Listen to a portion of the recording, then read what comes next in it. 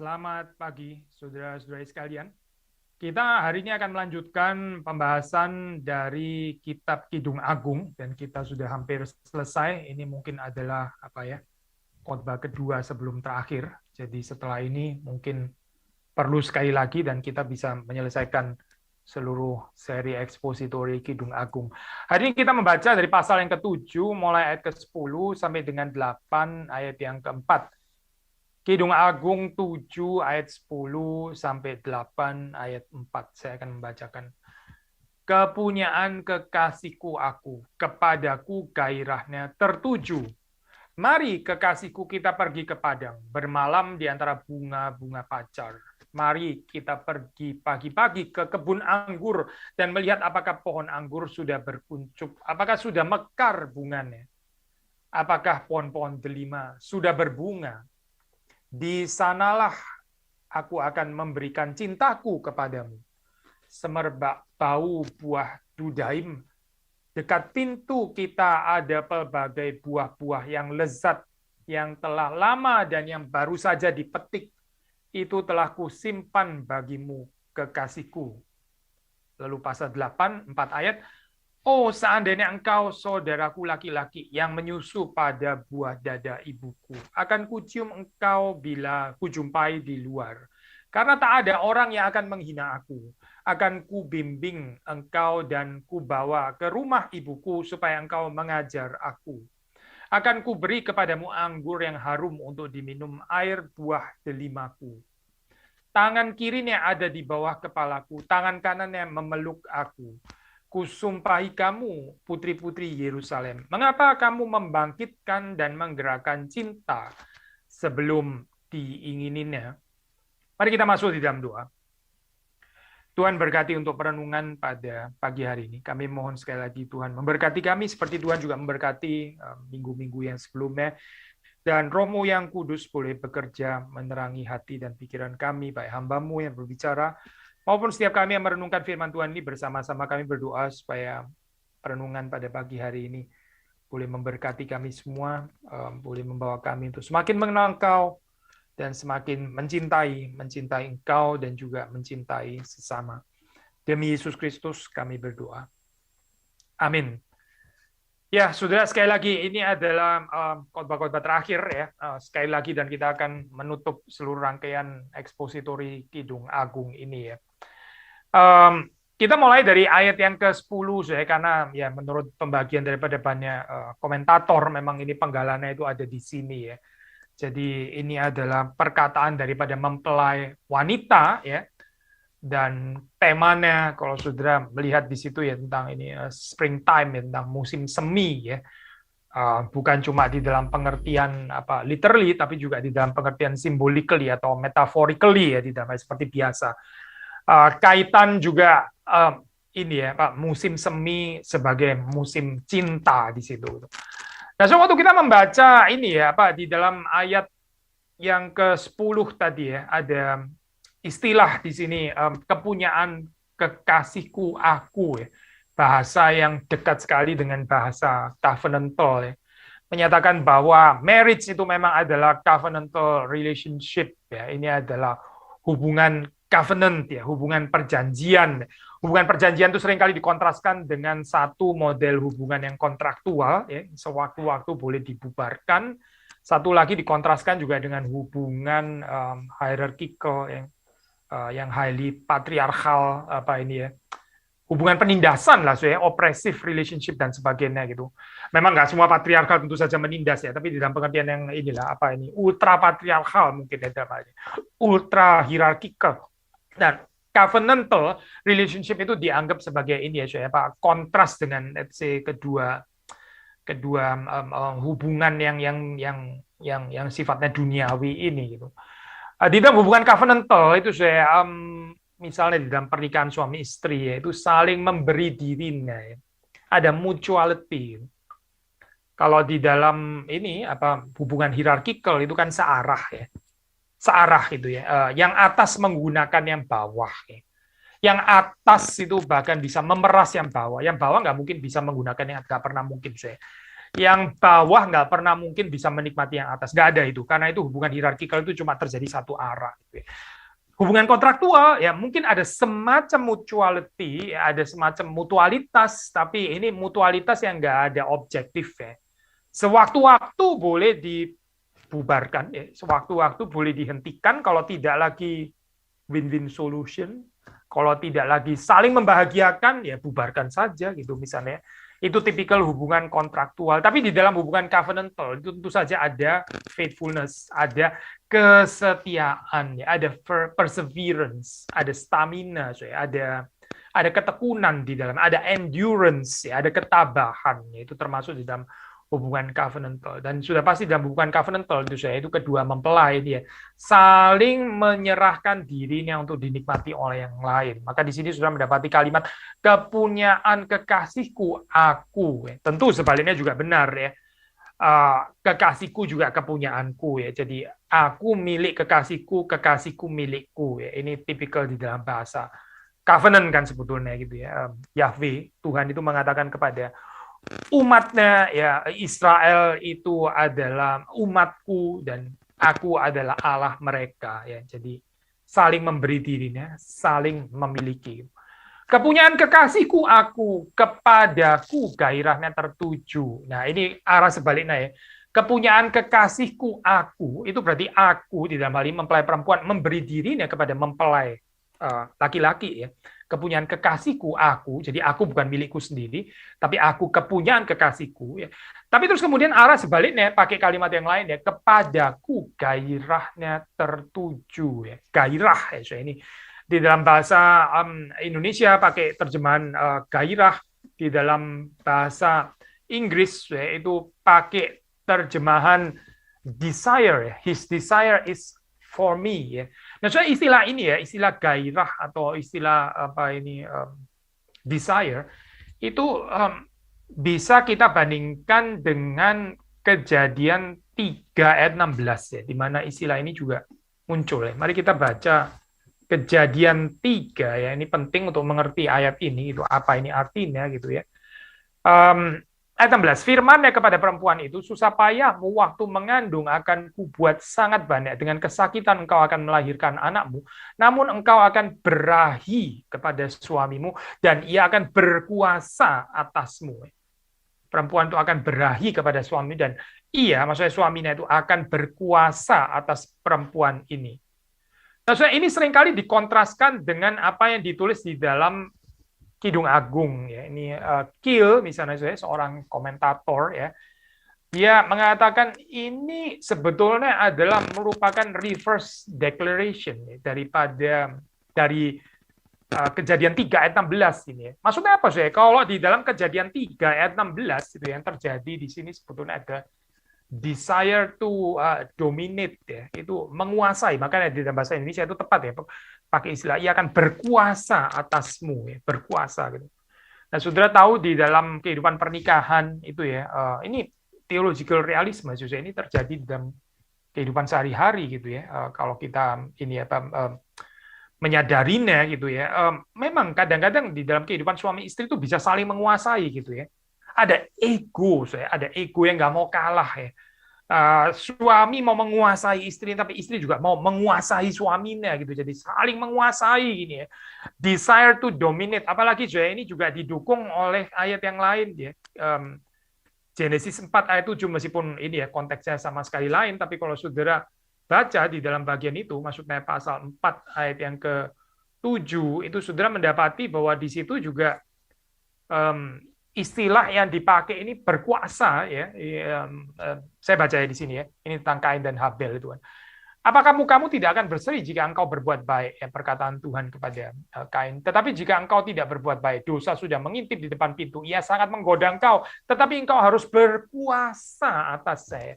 Engkau harus berkuasa atasnya. Ya, ini menguasai ya, dari 2 ayat ini, 3 ayat yang ke-16, lalu terus kemudian 4 ayat yang ke-7 yang menggunakan istilah ini ya, istilah desire ini ya.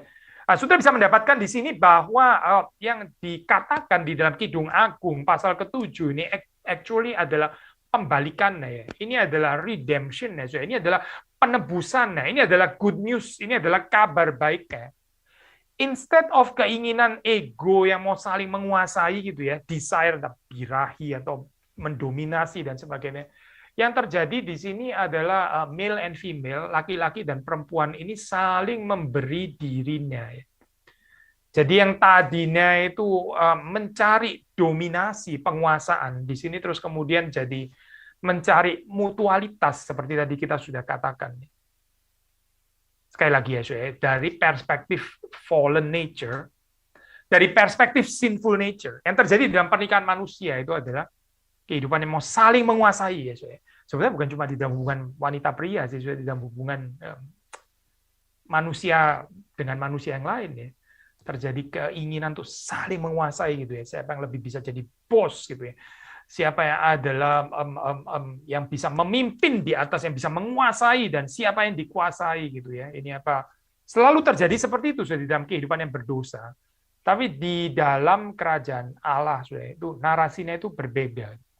Narasinya itu orang bukan lagi tertarik untuk saling menguasai ya. Desire-nya itu bukan desire untuk saling menguasai, bukan itu. Saling mendominasi, bukan itu. Tapi desire adalah desire untuk saling memberi diri untuk dimiliki oleh yang lain. Ya, di sini saudara bisa melihat bahwa karya penebusan itu terjadi ya. Kapan ya? Again, konteksnya kita mau lebih luas daripada hubungan suami istri ya, tapi juga di dalam kehidupan jemaat misalnya, bahkan terhadap ini ya, masyarakat, society. Kapan terjadi ini ya, hubungan ya, di dalam narasi kerajaan Allah ini? Waktu orang tidak lagi tertarik untuk mendominasi ya, tetapi orang lebih tertarik untuk menyerahkan dirinya bisa dinikmati oleh sesamanya. Dan ini yang dikatakan di sini ya, kalau saudara membaca di situ. Ini menyerahkan dirinya, menyerahkan tubuhnya. Saudara membaca di dalam, termasuk ya saudara di dalam perjanjian baru ya, itu dikatakan kepada seorang laki-laki tidak berkuasa atas dirinya sendiri, atas tubuhnya sendiri ya, tetapi istrinya. Demikian juga sebaliknya. Ini kan gambaran yang indah ya. Ini again redemptive story itu terjadi. Ya, kapan kita tahu? Yaitu waktu manusia tidak lagi ingin saling mendominasi dan saling menguasai, tetapi saling menyerahkan dirinya. Itu yang kita baca di dalam ayat ini ya, saudara. Kemudian di dalam ayat berikutnya, saudara, kita membaca di dalam ayat yang ke-11 ya. Tadi kita membaca ayat yang ke-10, sekarang kita membaca ayat yang ke-11. Mari kekasihku, kita pergi ke padang, bermalam di antara bunga-bunga pacar. Saya baca di dalam variasi bahasa Inggris ya. Come my beloved, let us go out into the fields and lodge in the villages. Sudah tadi kita mengatakan bahwa hubungannya di sini adalah hubungan covenantal, dan ini bukan hubungan yang saling mendominasi ya, bukan yang saling menguasai, tapi hubungan yang saling menyerahkan diri. Maka saudara perhatikan ya, ajakan kata mari atau come ya, saudara. Ini indah itu. Saudara harus baca ini di dalam konteks hubungan yang saling menyerahkan diri, bukan hubungan yang mau menguasai. Kalau dibaca di dalam hubungan menguasai, come my beloved gitu ya. Ini kalimat imperatif loh, saudara. Come gitu.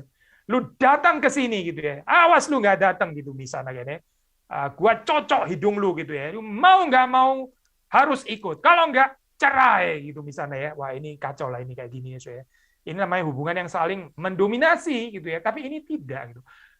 Pantas nggak sih saudara ini kalimat kok ini kan imperatif by the way ya. Tapi kok yang ngomong kok ini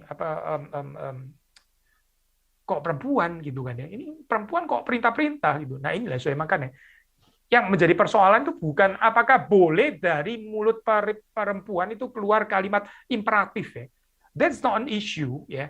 Yang menjadi isu itu adalah hubungan yang saling mendominasi. Itu yang isu sebenarnya. Di dalam hubungan yang saling menyerahkan diri, mau ada kalimat imperatif itu nggak ada masalah, nggak ada masalah. Ada kalimat ini ya, come gitu ya, ada kalimat ajakan. ada kalimat mari, ya, mari kekasihku. Ini dibaca sebagai satu ajakan, undangan, persuasion, ya, dan bukan pemaksaan gitu. Apalagi dominasi. Bukan, saya. Ini nggak tepat kita baca seperti itu, ya. Jadi sekali lagi, ya, saya seringkali ya di dalam kehidupan kita itu kita nggak bisa mendengar kalimat ajakan, ya. Kalimat ajakan kita jadi oversensitif seperti kalimat perintah, ya, seperti kita disuruh-suruh. Kenapa ya saya bisa terjadi seperti itu di dalam kehidupan manusia? Karena nggak ada hubungan cinta, karena nggak ada hubungan yang saling menyerahkan diri, karena nggak ada hubungan covenantal yang saling memiliki. Yang ada adalah hubungan mendominasi, yang ada adalah hubungan menguasai, ya, yang ada adalah hubungan ultra hierarchical itu tadi gitu, ultra hierarchical ya. Kalau terjadi seperti ini, semua kalimat mau ajaan sesubtle apapun, saya bikin orang tersinggung ya mendengarnya gitu. Ya orang nggak rela gitu, diperintah-perintah gitu ya, merasa apa ya di apa ini dizolimi gitu ya, merasa ini ada yang memeras saya, ada yang menindas saya dan sebagainya. Mengapa saya sekali lagi? Ya karena nggak ada pemahaman hubungan covenantal. Kalau kita ada hubungan covenantal ya berbeda. Kita bisa mendengar kalimat ini ya, mari kekasihku, kita pergi ke padang bermalam di antara bunga-bunga pacar. Meskipun ini yang mengatakan adalah mempelai wanita ya, mempelai laki-laki nggak harus sensitif mendengarkan kalimat ini ya. Even katakanlah ini semacam kalimat order sekalipun gitu ya, kalimat order. Tapi ini bukan dibaca di dalam hubungan yang again saling menguasai tadi ya. Ini role-nya bukan power, bukan urusan power, tapi ini bicara di dalam konteks kasih mutual, ya. Saling mengasihi, saling memiliki. Nah, suatu dikatakan di sini bicara tentang padang ya, ini nih apa bahasa Indonesia kan pakai terjemahan ini ya, padang ya. Mari kita pergi ke padang bermalam di antara bunga-bunga pacar. Nah, sudah ini padang ini bukan padang gurun ya, maksudnya bukan gitu. Ini juga bukan apa hutan yang apa ini hutan rimba yang liar gitu ya, wild gitu bukan, tapi ini adalah lebih mirip gambaran tanah yang terbuka. Gitu. Biasanya kalau di Israel, ini adalah ya adanya itu di daerah perbukitan gitu ya, perbukitan padang seperti ini. Ya. Nah di dalam setting ini ya, padang itu jadi ini menurut saya poin yang indah ya. Itu kedua mempelai ini bukan berdua saja gitu, tapi ini adalah satu tempat di mana akan ada orang-orang yang lain ya, ada kontak dengan sesama ya, sesama manusia yang lain. Mungkin juga dengan couple-couple yang lain, dengan keluarga-keluarga lain, mungkin juga bukan cuma dengan couple, tapi juga dengan anak-anak, mungkin juga ada orang tuanya di sana ya, bahkan juga ada binatang-binatang. So, apa sih sebenarnya yang kita bisa baca ya, apa sebenarnya kita bisa renungkan di dalam kalimat puitis seperti ini ya, mungkin kita bisa tarik bahwa keintiman cinta itu sekali lagi ya, itu bukan di dalam privacy eksklusif yang dimana cari tempat yang nggak boleh ada orang sama sekali gitu ya, seolah-olah seluruh dunia ini hanya milik mereka berdua gitu kan. Ini nggak cocok sih dengan gambaran padang di sini gitu, karena kita expect padang ini adalah satu gambaran di mana bukan cuma ada mereka berdua, tapi ada orang-orang yang lain dari segala macam jenjang usia, dan juga bahkan ada hewan-hewan, ada binatang-binatang di sana gitu ya. Jadi ini gambaran kerajaan Allah ya, gambaran pernikahan di dalam kerajaan Allah gitu, bukan gambaran pernikahan di dalam kerajaan mereka berdua, bukan gitu, tapi pernikahan di dalam kerajaan Allah. Ini again about life enrichment ya, seperti kita sudah pernah mengatakan gitu. Lalu di sini dikatakan juga, sudah masih membaca di dalam bagian ini ya, ini apa di dalam ayat yang ke 11 ya, di dalam ayat, sayang di dalam bahasa Indonesianya nggak muncul ya, tapi kalau kita baca di dalam bahasa Inggris, come my beloved, let us go out into the fields, tadi fields padang gitu, and lodge in the villages, lodge in the villages. Memang ini apa bahasa Indonesia lebih memilih varian naskah yang lain, yaitu among the henna plants, yaitu bermalam di antara bunga-bunga pacar ya. Bunga-bunga pacar ini adanya in the villages ya. Villages ya, saudara, itu desa ya, desa-desa. Ya, jadi ini gambarannya itu romantik gitu ya, satu gambaran yang mengangkat apa ini nuansa kehangatan gitu ya. Jadi ini keluar daripada hiruk pikuk yang ada di kota, yang ada di kota besar ya, dengan segala perdagangannya. Ini bicara tentang village ya, dan yang indah dari gambaran village ini juga berbeda dengan kota ya, kota yang penting yang besar. Village itu nggak ada benteng ya, saya unfortified ya, unwalled, nggak dikelilingi oleh benteng.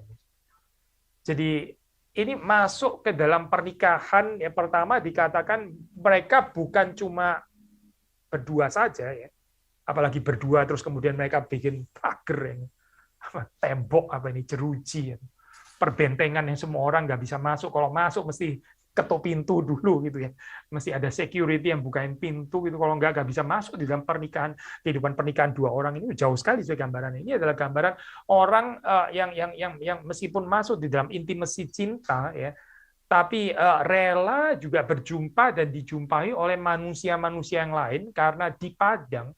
Dan padangnya ini sendiri juga unfortified ya. Ini nggak ada bentengnya. Jadi bukan cuma terbuka untuk orang-orang yang ada di village ini, tapi terbuka bahkan untuk orang-orang yang dari luar village ya. Saudara bisa belajar kan ya, poin keindahan daripada ini message-nya di sini, yaitu apa sih? Pernikahan yang sehat itu saya adalah pernikahan yang terbuka. Saya mengatakan terbuka di sini tentu jangan ditafsir ngawur. Boleh ada orang ketiga, keempat, kelima, keenam, ketujuh, ya bukan itulah maksudnya, sudah bukan itu pasti. Tapi di dalam pengertian ini accessible ya bagi orang lain gitu. Nggak highly eksklusif sampai orang lain tuh nggak bisa masuk gitu. Bahkan to certain extent kita bisa bicara tentang vulnerability ya, dari gambaran village yang unfortified itu tadi ya, yang nggak ada benteng ya. Ini kan berarti bisa diakses oleh siapa saja gitu ya. Ini pernikahan itu vulnerable bukan cuma vulnerable terhadap pasangannya, tapi vulnerable terhadap yang di luar juga sebetulnya gitu ya. Karena apa? Ya karena bermalam di village ya, unfortified ya, nggak ada bentengnya. Tapi jangan lupa meskipun nggak ada benteng, tapi ini menggambarkan kehangatan loh. Ini village ya, saudara. Kalau itu biasanya kalau kita tinggal di kita orang kota, orang yang suka tinggal di kota besar. Bukan suka ya. Orang yang terbiasa tinggal di kota besar seperti saudara dan saya gitu ya, kita tinggal di Jakarta. Saudara kalau mau liburan ya, ada nuansa yang lain. Saudara pergi ke tempat yang ya countryside gitu kan, village ya, hill country gitu misalnya. Itu memberikan nuansa yang berbeda pasti kan ya. So ada nuansa yang lain yang diangkat di dalam gambaran ini ya. Waktu saudara membaca tentang lodge in the villages. Ya. 12 ya.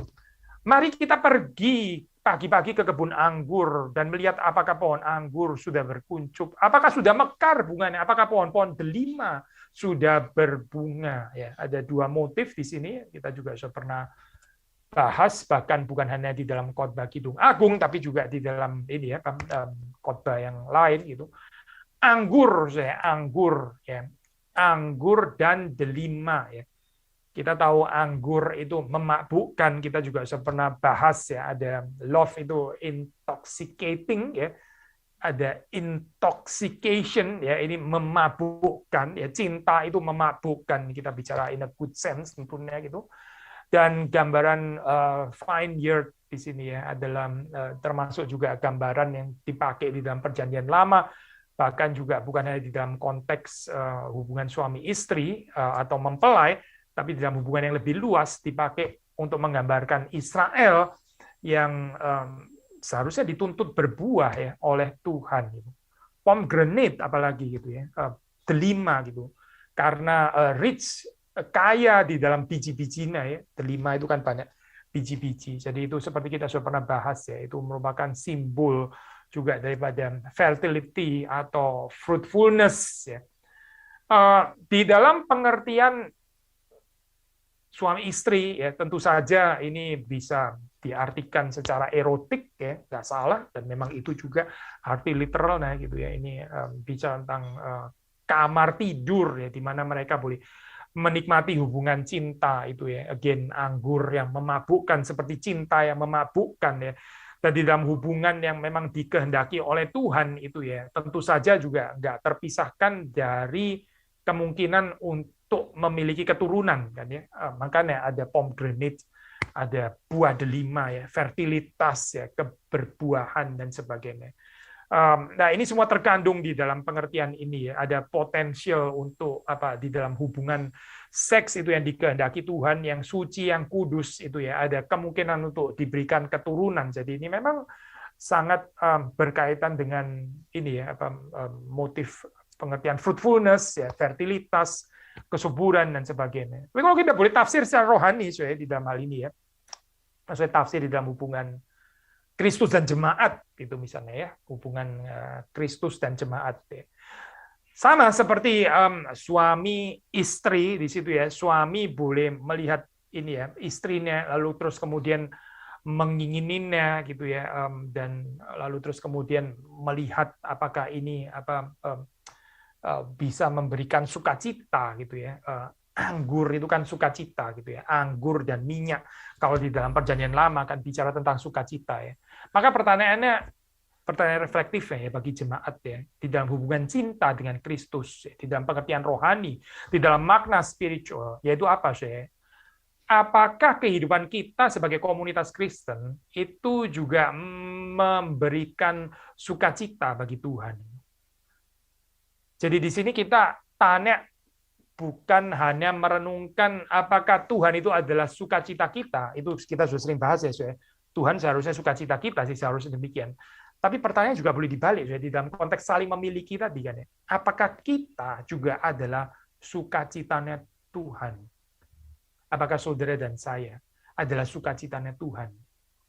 Sekali lagi ya, di dalam covenantal relationship itu timbal balik. Tuhan adalah sukacita kita, iya. Tapi kita ya sebagai umat Allah seharusnya juga adalah sukacitanya Tuhan. Nah ini ya saya di dalam motif anggur, karena anggur kan menyatakan sukacita ya, anggur dan minyak itu bicara tentang joy. Kalau di dalam perjanjian lama ya bicara tentang pesta ya, bicara tentang celebration dan sebagainya. Apakah Tuhan itu juga celebrate dengan kehidupan kita? Ya? Apakah kita menyenangkan Tuhan? Istilah sederhananya itu. Lalu pomegranate ya di dalam pengertian spiritual ya, apa artinya? Sama ya, mirip sekali dengan anggur dan vineyard, kebun anggur tadi. Apakah jemaat ya, apakah kita ini berbuah? Apakah saudara dan saya ini subur atau kita mandul? Apakah kita ini jemaat yang mandul atau kita ini berbuah? Berbuah dan berbuah lebat dan bisa dinikmati oleh Tuhan sehingga Tuhan itu puas, sehingga Tuhan itu bersukacita ya. Karena kehidupan jemaatnya, karena kehidupan umatnya. Itu yang kita bisa baca di dalam ini ya, tafsiran rohani di dalam ayat yang ke-12 ini ya. Mari kita pergi pagi-pagi ke kebun anggur dan melihat apakah pohon anggur sudah berkuncup, apakah sudah mekar bunganya, apakah pohon-pohon delima sudah berbunga. Ini ajakan dari mempelai wanita, mengundang mempelai laki-laki untuk menikmati bersama ya, sukacita ini ya. Dan juga buah yang sudah siap untuk dituai. Ayat ke-13, semerbak bau buah dudaim. Dekat pintu kita ada pelbagai buah-buah yang lezat, yang telah lama, dan yang baru saja dipetik. Itu telah kusimpan bagimu, kekasihku. Ada hal yang lain lagi yang diangkat di sini ya. Ini apa love fruits di sini ya. Ini bicara tentang apa ini? Ini dudaim ya di dalam bahasa bahasa Indonesia ya. Mandrakes. Saudara ketemu itu di dalam Genesis 30 ya, cerita tentang apa ini ya, Lea yang berusaha untuk membeli cintanya Yakub ya, dengan apa itu memberikan kepada Rachel itu ini ya apa itu buah dudaim ya.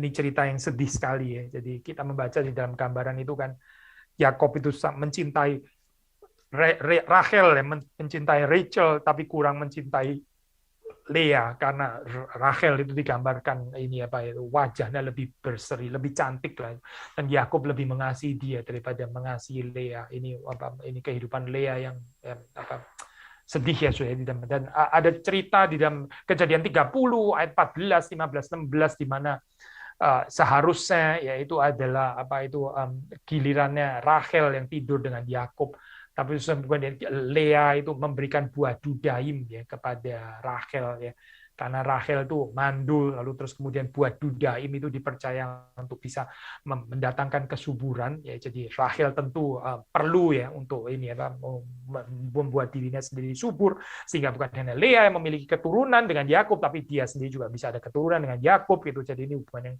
rumit sekali ya, soalnya ini family dysfunction lah kalau sudah baca di dalam cerita itu. Dan Lea terus kemudian memberikan buah dudaim ini ya kepada Rachel, sehingga malam itu ya Yakub bisa dibeli tanda kutip ya, tidur dengan Lea instead of tidur dengan Rachel gitu. Nah ini gambaran yang keluar juga ini ya tentang buah dudaim gitu. Again ceritanya sangat ngenes guys, ini ya cerita yang sedih ya, cerita yang tragis gitu. Masa cinta pun harus dibeli seperti ini ya. Tapi kalau sudah membaca di dalam cerita Kidung Agung ya, tentu seperti tadi kita membaca dibandingkan dengan kitab Genesis ya, ada reversal gitu ya, ada redemptive reading gitu di dalam Kidung Agung. Maka di sini kita juga bisa melihat ini mungkin juga kita boleh mengerti sebagai pembalikan ya, good news daripada apa yang tadinya nggak terjadi, yang digunakan secara keliru ya. Buah dudaim dipakai untuk membeli cinta gitu ya, membeli cintanya Yakub dipakai oleh Lea gitu ya. Tapi saudara waktu membaca di dalam ayat 13 ya, ini perempuan ini bukan berusaha untuk membeli cintanya laki-laki ini ya dengan buah dudaim. Nggak ada yang perlu dibeli di sini ya. Nggak ada saingan juga di sini ya. Nggak ada gitu. Nggak ada family dysfunction di dalam cerita ini. Ada hubungan covenantal relationship yang sehat. Semerbak bau buah dudaim. Dekat pintu kita ada pelbagai buah-buah yang lesat. Dan bukan cuma buah dudaim saja, tapi ada buah-buah yang lain, buah-buah yang lesat. Dan saya tertarik dengan gambar ini, yang telah lama dan yang baru saja dipetik. Apa ini artinya? Ada buah-buah yang telah lama dan yang baru saja dipetik. Saudara, di dalam hubungan ini ya, di dalam hubungan cinta ya, itu waktu orang pacaran ya, waktu orang makin intim dan sebagainya, tentu sudah ada yang sudah bisa dinikmati. Tentu sudah ada semacam keintiman yang sudah boleh terjadi ya. Tapi sampai kepada pernikahan harus selalu ada yang masih baru yang belum pernah dieksplor. Sekali lagi ya, saya. Sejalan dengan keintiman yang terjadi ya, saya, secara jiwa ya di dalam sejak orang itu pacaran sampai terus kemudian masuk kepada pernikahan ya. Sejalan dengan itu seharusnya terjadi juga keintiman fisik ya. Jangan keintiman fisik itu mendahului keintiman jiwa, sampai demikian rupa waktu orang menikah sudah nggak ada lagi yang new fruit, nggak ada lagi. Semuanya sudah dieksplor. Sudah terjadi premarital sex dan sebagainya gitu. Nggak ada lagi yang baru, nggak ada gitu. Nggak ada lagi yang membuat kepada klimaks, itu sudah nggak ada, karena ya sudah tahu lah semuanya, ini sudah tahu semua gitu, sudah dieksplor semuanya ya. Tapi kalau sudah membaca di dalam bagian ini ya, saudara perhatikan di sini ya, ada yang lama ya, ada yang baru dipetik, ada yang segar, ada yang baru sekarang dinikmati gitu ya. Dan ada yang lama, memang ada yang lama, ada yang sudah terjadi dan memang boleh juga terjadi, tapi juga ada yang baru di sini ya. Demikian juga di dalam kehidupan pernikahan, kalau kita boleh meneruskan ya di dalam cerita ini ya. Di dalam pernikahan itu ya, pernikahan yang diberkati Tuhan, pernikahan yang sehat, seharusnya selalu ada buah yang baru ya. Meskipun di sini istilah buah yang baru nggak harus selalu sudah tafsir di dalam pengertian melulu keintiman fisik saja gitu misalnya ya. Tapi juga bisa lebih luas artinya gitu. Di satu sisi ya masih bisa menghargai keintiman dari hal-hal yang sudah biasa dinikmati, itu buah yang telah lama ya. Tapi juga ada kebaruan, ada yang baru yang dieksplor. Dan ini penting untuk pernikahan ya. Karena kalau tidak, pernikahan itu akan menjadi pernikahan yang membosankan, pernikahan yang monoton. Pernikahan yang nggak ada lagi yang baru, nggak ada lagi yang menyegarkan ya, karena semuanya itu sudah adalah yang kategori yang lama ya ini lagi ya. Sudah tahu saya nggak ada yang baru apa gitu kan ya. Akhirnya terus orang menjadi bosan dan mulai lirik-lirik dan cari yang lain. Kenapa saya? Ya karena nggak ada ini ya apa nggak ada tension antara yang lama dan yang baru. Di dalam pernikahan itu saya perlu dialektik lama dan baru ini ya. Lama dan baru dan baru dan lama gitu. Bukan sepenuhnya baru sama kalau sepenuhnya baru nggak pernah ada pengalaman dong sebetulnya saya. Tapi juga nggak semuanya lama saja gitu, tapi ada yang lama dan ada yang baru ya. Itu telah kusimpan bagimu kekasihku ya. Jadi selalu ada hidangan yang baru. Selalu ada yang baru yang bisa disajikan untuk menyegarkan pasangannya. Nah, itu sesuatu yang indah ya, kalau kita mengerti rahasia ini ya. New delicacies gitu ya. Ini ada kenikmatan yang baru yang boleh dinikmati ya, oleh pasangannya. Kita sekarang masuk di dalam pasal yang ke-8. Di dalam pasal yang ke-8 ini ya masuk motif yang baru lagi di sini. Seandainya engkau, saudaraku laki-laki, yang menyusu pada buah dada ibuku, akan kucium engkau bila kujumpai di luar, karena tak ada orang yang akan menghina aku. Ya sudah, seperti kita sudah pernah bahas ya, kalau saudara masih ingat, ya kenapa susah ini seringkali digambarkan, atau beberapa kali lah at least ya, digambarkan ini apa saudara laki-laki gitu ya. Ini kalau kita nggak mengerti konteksnya, kita bisa pikir, loh ini jadi apa sih ini apa ini adalah bukannya ini jadi jadi apa ini namanya pernikahan yang dengan apa saudara daging, bukannya justru dilarang gitu ya, kok malah ngajarin ini ya incest gitu ya di dalam bagian ini. Nothing to do with incest ya, bukan gitu, nggak ada urusannya sama sekali dengan incest ya. Kita nggak mengerti konsep pada zaman itu kalau kita tafsir ke arah sana gitu. Sudah pada zaman itu ya, mungkin sedikit mirip lah dengan budaya timur kita bahkan sampai sekarang. Itu mencium pasangan ya di depan umum ya, in public itu tabu saya, tabu gitu. Nah, saya kalau di Western culture memang enggak ya saya, di Western culture, tapi kita di Eastern culture somehow kan masih lumayan ngerti lah saya ini ya. Kalau saudara mau mesra dengan pasanganmu ya, saudara ada rumah sendiri gitu ya.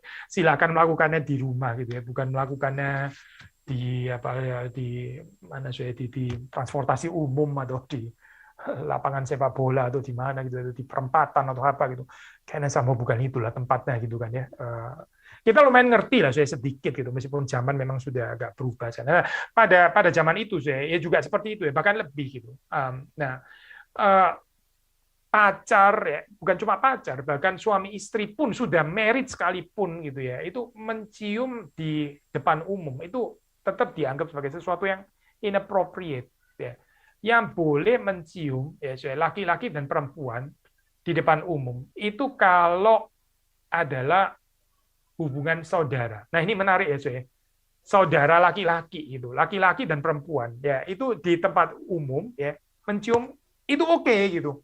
Karena apa? Ya karena ini adalah adiknya sendiri kok gitu ya. Ini adalah kakaknya sendiri. Jadi kakak dan adik mencium ya di tempat umum itu oke gitu. Tetapi kalau itu bukan kakak dan bukan adik, itu menjadi sesuatu yang tabu. Nah, sudah sekarang mengerti kan ya?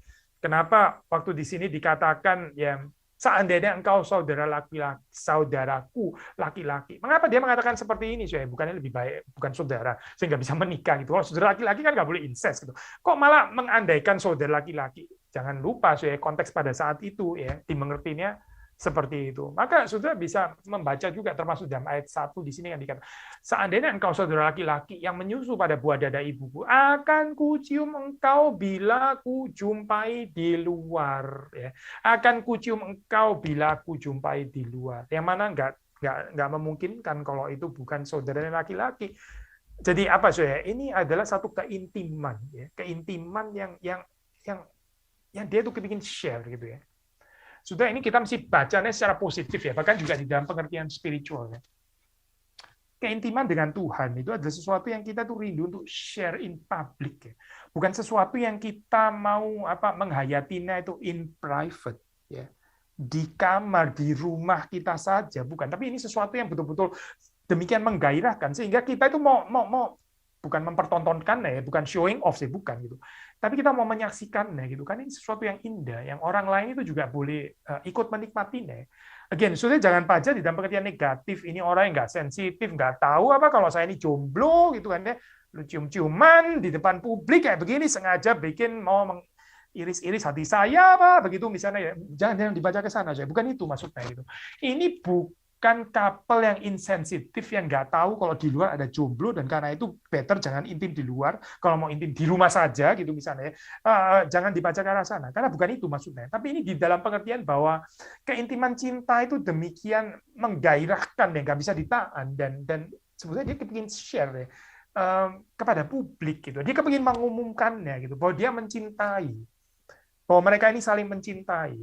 Demikian juga hubungan cinta kasih kita dengan Kristus itu ya, seharusnya juga di announce ya publicly. Ini bukan something yang private yang seharusnya saudara dan saya itu menutup-nutupi ini, apalagi malu ya.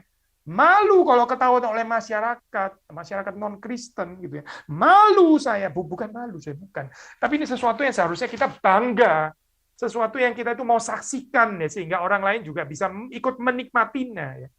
Dan ya mudah-mudahan di dalam anugerah Tuhan mereka juga bisa percaya kepada Yesus Kristus dan juga masuk ke dalam cerita cinta yang juga telah kita alami itu. Jadi sudah mengerti di sini ya konteksnya. Ayat yang kedua, akan kubimbing engkau dan kubawa ke rumah ibuku, supaya engkau mengajar aku, akan kuberi kepadamu anggur yang harum untuk diminum, air buah delimaku ya. Sekali lagi ya, saya itu muncul kembali ya di sini ya, ini motif anggur dan delima. Tadi kita sudah jelaskan ya, diberikan anggur itu berarti dia menjadikan dirinya itu menjadi sukacita bagi pasangannya ya. Lalu kemudian ada pomegranate atau apa buah delima ya. Ini mau menyatakan bahwa aku adalah perempuan yang subur ya. Aku bukan perempuan yang mandul. Sekali lagi ya, saya di dalam pengertian spiritual ya, kita juga boleh mengundang Tuhan ya, kita mengatakan kepada Tuhan, Tuhan datanglah ke kebunku ya, datanglah dan petiklah buah-buah yang ada di sini dan nikmatilah karena jemaat ini ya, yang adalah milikmu ini adalah jemaat yang berbuah, adalah jemaat yang engkau bisa menikmatinya Tuhan, adalah jemaat yang engkau boleh bersuka cita di dalamnya. Ini bukan jemaat yang tandus. Ini bukan jemaat yang saling iri hati. Ini bukan jemaat yang saling meninggikan diri. Ini bukan jemaat yang selfish, yang saling egois, hanya memperhatikan kepentingannya sendiri.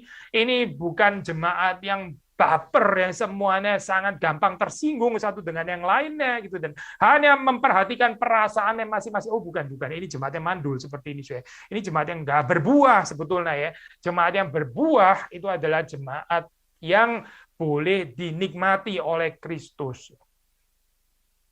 Satu encouragement saya di dalam ini ya, membaca cerita seperti ini ya, membangkitkan gairah kerohanian kita juga untuk bisa melakukan hal yang sama, mengundang Kristus untuk berjalan di dalam kebun anggur kita ya, kalau kita juga ada buah. Nah, tadi kita mengatakan ini ya, saya ada gambaran gairah cinta yang mau di-sharingkan secara publik ya. And yet, dialectically speaking, kalau sudah membaca dalam ayat kedua, ini bukan berarti nggak ada tempat privat sama sekali ya. Kalau sudah membaca di sini ya, ada istilah di kamar ibuku ya, my mother's, atau di rumah ibuku ya. Di sini kan bicara tentang my mother's house ya. Akan kubimbing engkau dan kubawa ke rumah ibuku ya, ke rumah ibuku supaya engkau mengajar aku ya. Rumah ibuku, Richard Hess menafsirin ya, my mother's house ini bagi Richard Hess ini associated dengan the room where the female lover was conceived. Ini adalah kamar di mana sang mempelai perempuan itu dulu dilahirkan ya. Dia dilahirkan di kamar itu, di rumah itu ya. Jadi needless to say ini jadi mau dimengerti sebagai apa sih? Ini allusion-nya itu kepada love making ya, kepada percintaan ya, love making, dan juga the joys of sexual pleasure. Dan tentu saja ini privat ya. Jadi kita tadi mengatakan ada keintiman yang boleh di-share dan indeed memang ingin di-share ya. Kalau bisa itu diketahui oleh publik, bukan ditutup-tutupi. Tapi ini tetap tidak meniadakan ada hal-hal yang cuma bisa dinikmati secara eksklusif. Sexual pleasure itu highly eksklusif, ya. Itu bukan sesuatu yang saudara bisa share kemana-mana, bukan gitu. Itu bukan sesuatu yang saudara bisa ganti-gantian dengan orang lain. Nah mungkin bisa, saya. Ini adalah cinta kasih eksklusif antara suami dan istri dan suami, dan hanya mereka berdua. Maka saudara melihat di sini, ya, di dalam gambaran ini ada hubungan intim yang di satu sisi di-share keluar, ada hubungan intim yang di sisi yang lain juga dinikmati secara pribadi oleh kedua mempelai tersebut, ya. Lalu terus kemudian ayat yang ketiga dan ayat yang keempat, terakhir, ya. Tangan kirinya ada di bawah kepalaku, tangan kanannya memeluk aku. Dan ayat keempat, kusumpahi kamu, putri-putri Yerusalem, mengapa kamu membangkitkan dan menggerakkan cinta sebelum diinginnya? Sudah tahu setelah membaca kalimat ini dalam ayat keempat, ini kan semacam referen gitu, ya. Berarti ini memang cut-nya ada di sini kan, ya. It's just nice kita berhenti dengan 8 ayat yang keempat ini, ya. Tapi sebelumnya di dalam ayat ketiga, di situ ini, ya, di dalam di fantasi imajinasi dari mempelai perempuan ini, ya. Again, love is not without imagination, gitu. Dan kita sudah membicarakan ini, ya, bahwa imajinasi itu nggak harus selalu dianggap negatif, tapi juga bisa di dalam pengertian yang positif, gitu, ya. Dan bukan harus dimengerti sebagai mimpi-mimpi nggak realistis yang terjadi di siang hari bolong yang akhirnya mengecewakan. Oh tidak, saya nggak harus dibaca ke sana, tapi bisa dibaca sebagai imajinasi yang sehat, ya, di dalam hal ini. Nah, dia di sini di dalam fantasinya, ya, di situ, ya, sudah melihat ini bagaimana dia itu dicintai oleh mempelai laki-laki. Mempelai laki-laki itu menyentuhnya, dan memeluknya. Saudara membaca di dalam ayat yang ketiga, tangan kirinya ada di bawah kepalaku, tangan kanannya memeluk aku. Jadi saudara melihat di sini baik tangan kiri maupun tangan kanannya. Ini menyatakan keyakinan daripada mempelai perempuan, ya, bahwa dia diterima, ya, bahwa dia dikasihi, dia dipeluk oleh mempelai laki-laki. Kalau kita tafsir secara spiritual, demikian juga jemaat, ya, jemaat yang sehat, ya. Jemaat yang mempunyai cinta kasih itu apa, saya? Ya jemaat yang punya keyakinan kuat bahwa dia dikasihi di dalam Kristus, bahwa Kristus mendekap dan memeluknya, ya. Dan dia mengimajinasikan ini, dia mengimajinasikan di dalam imajinasi yang sehat, maksud saya, yang dibangun berdasarkan prinsip firman Tuhan, ya. Tanpa imajinasi ini, tanpa penghayatan ini, tanpa perenungan ini, ya, kita akan menjadi jemaat yang nggak sehat. Kita akan menjadi jemaat yang akhirnya karena kita nggak yakin akan cinta kasih Tuhan, akhirnya kita cari-cari, ya, cari-cari cinta di tempat yang lain, gitu. Itu melacur namanya, melacur. Jemaat yang berusaha untuk mengesankan atau mencari perhatian daripada manusia-manusia. Jemaat yang mau dipandang, dihargai oleh manusia, ya, itu adalah jemaat yang pemahamannya akan cinta kasih Kristus nggak cukup sebetulnya. Kalau jemaat itu mengerti bahwa dia begitu dicintai di dalam Kristus, oleh Kristus, dia nggak membutuhkan pujian-pujian dari luar sana, nggak itu redundant. Itu something yang superfluous, yang nggak perlu lagi, gitu, yang kita nggak butuhkan. Kenapa? Karena cinta kasih Kristus itu begitu sempurna, untuk saudara dan saya. Nah, sudah membaca dalam ayat yang ketiga di sini, mempelai laki-laki itu so secure. Ini adalah mempelai perempuan yang secure. Saudara baca secure di sini di dalam pengertian yang sehat, ya, maksudnya. Jangan dibaca overconfidence. Saya nggak bicara overconfidence, di sini. Saya bicara secure. Saudara bayangkan, ya, berapa susahnya perempuan yang insecure. Berapa susahnya, gereja yang insecure. Kenapa bisa insecure? Ya itu tadi, ya. Karena nggak merasa dikasih. Nggak merasa dipeluk, nggak merasa dicintai. Akibatnya adalah terus berusaha untuk membeli cinta, ya, seperti Lea tadi. Lea gitu, ya. Lea membeli cinta daripada Yakub. Ini cerita tragis sekali, ya, cinta kok dibeli gitu. Kenapa dia kok seperti nggak bisa mendapatkan cintanya Yakub, ya, sampai mesti membeli cintanya Yakub dengan buah dudaim, ya, yang diberikan kepada Rachel, ya, sehingga dia bisa tidur dengan Yakub pada hari itu, pada malam itu. Ini satu cerita yang sedih ya saya. Ini cerita tragedi seperti ini, dan cerita seperti ini nggak seharusnya terjadi di dalam kehidupan jemaat dan Kristus. Nggak seharusnya terjadi dalam kehidupan wanita-wanita Kristen. Tidak seharusnya terjadi di dalam kehidupan istri-istri Kristen. Kenapa sih? Ya karena ada keyakinan dikasihi, dicintai, dipeluk. Tangan kirinya ada di bawah kepalaku, tangan kanannya memeluk aku. Terakhir saya ayat yang keempat, kusumpahi kamu putri-putri Yerusalem, ya ini again referen tadi ya. Kita sudah pernah menafsir bagian ini ya, kita pernah menafsir. Saya nggak akan mengulangi tafsiran itu, tapi waktu referen ini diulang, saya referennya sama, tapi sebetulnya ada perkembangan, ya, ada perkembangan. Somehow, saya meskipun kalimatnya sama, tapi kita tahu ini gerakannya itu makin lama makin intim ya, gerakan daripada mempelai hubungan mempelai wanita, mempelai pria ini makin lama itu masuk ke dalam intimacy ya. Gambaran itu makin lama makin dalam. Sehingga waktu referen ini dikatakan sekaligus di situ yang tadinya kalau sudah masih ingat tafsiran kita yang awal kan mengatakan ini sebagai satu peringatan jangan terlalu cepat gitu ya, biarlah cinta itu bertumbuh ya secara alamiah. Jangan memaksakan, jangan kamu terus kemudian hangus oleh hawa nafsu sebelum pernikahan gitu misalnya. Kan kita pernah tafsir seperti itu ya, saya. Ayat ini ya, maksudnya di dalam pengertian jangan membangkitkan dan menggerakkan cinta sebelum diinginin ya kan. Waktu kita saudara kalau masih ingat tafsiran pertama kan kita mengatakan seperti itu ya. Tapi waktu dikatakan di sini ya, saya kalimat yang ini ya, jangan yang dulu kan bilang jangan kamu membangkitkan dan menggerakkan cinta sebelum diinginnya. Tapi sekarang terus kemudian ada perbedaan ya. Mengapa kamu membangkitkan dan menggerakkan cinta sebelum diingininya ya? Ada sedikit nuans ya di sini gitu. Makin lama ya, makin yang tadinya itu adalah peringatan gitu ya. Tadinya itu adalah peringatan ya supaya jangan diterjang gitu ya karena belum menikah ya. Tapi waktu di dalam pernikahan ya itu jadi ada alasan ya. Kenapa memang membangkitkan dan menggerakkan cinta gitu.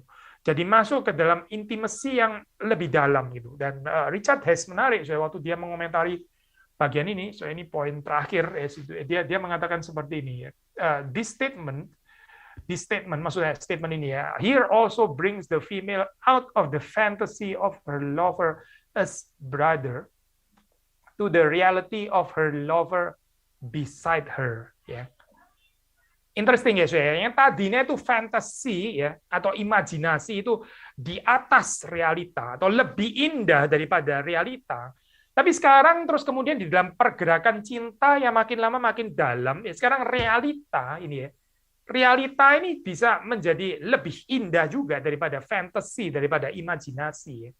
Imajinasinya itu keinginan untuk menjadikan pasangan ini sebagai saudara laki-laki ya yang boleh dicium di depan umum dan sebagainya gitu ya. Tapi apa artinya saya mencium di depan umum tapi bukan suami begitu ya, bukan yang bisa dinikahi gitu ya. Jadi di sini seperti kayak dibangunkan, disadarkan untuk masuk ke dalam realita, dan realita ini again ya nggak kalah indah sebetulnya. Ini adalah pasanganmu. Ini adalah bukan saudaramu laki-laki. Memang kamu nggak bisa sembarangan mencium dia di tempat umum, gitu ya. Tapi kamu boleh menikahinya, gitu. Kamu boleh merayakan cinta dengan dia, karena dia bukan saudaramu laki-laki, tapi dia adalah suamimu, gitu. Jadi ini membangunkan ya di dalam imajinasi fantasi. Menganggap ini sebagai saudara laki-laki dan membangunkan dan menyadarkan, hei dia itu bukan saudaramu laki-laki, tapi dia adalah suamimu gitu ya. Ya nikmatilah dia sebagai suamimu, terimalah dia sebagai suamimu ya, suamimu yang mencintai engkau, yang tangan kirinya ada di bawah kepalamu dan yang tangan kanannya memeluk engkau ya, terimalah dia sebagai suamimu.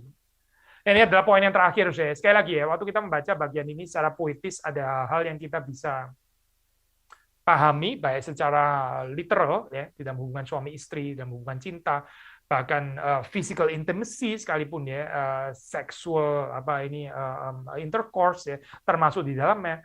Tapi juga ada pengertian spiritual marriage ya, antara Kristus dan jemaatnya ya. Tadi kita mengatakan ini sudah hampir khotbah yang terakhir ya, hopefully di dalam pertemuan yang akan datang, yaitu ya kira-kira 1 bulan lagi kita bisa menyelesaikan eksposisi dari Kitab Kidung Agung. Kiranya Tuhan memberkati kita semua. Mari kita masuk di dalam doa. Tuhan, kami bersyukur untuk apa yang sudah kami renungkan pada hari ini, dan tolong supaya kami bisa mengalaminya di dalam anugerah Tuhan, dan kami bersyukur untuk keindahan di dalam kehidupan yang dimampukan untuk saling mencintai, saling memiliki, baik antara kami sebagai suami istri, di antara jemaat, dan juga hubungan antara kami sebagai jemaat dengan Engkau yang adalah mempelai laki-laki. Kami bersyukur Tuhan Engkau memberikan cerita cinta ini, dan tolong supaya kami boleh sekali lagi menghidupinya, mengalaminya di dalam kehidupan kami. Demi Yesus Kristus kami berdoa. Amin.